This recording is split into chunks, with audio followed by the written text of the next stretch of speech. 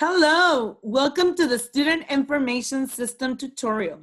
In order for us to enter into the platform, we must first enter our username and password. Then we will click enter and that will take us to our home screen.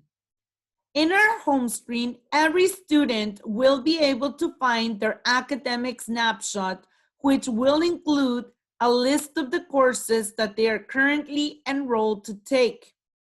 All they have to do is click on any of the courses that they may have, and this will automatically take them into their student learning management system. And here, they will be able to see the scorecards for each of the courses they were assigned. This is where the coursework will be located. They will be able to see their current score as well as the progress that they have made within the course.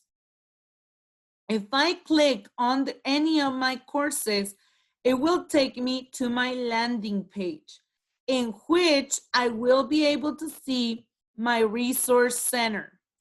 In my resource center, I will be able to locate my learning coaches. What do you need to do?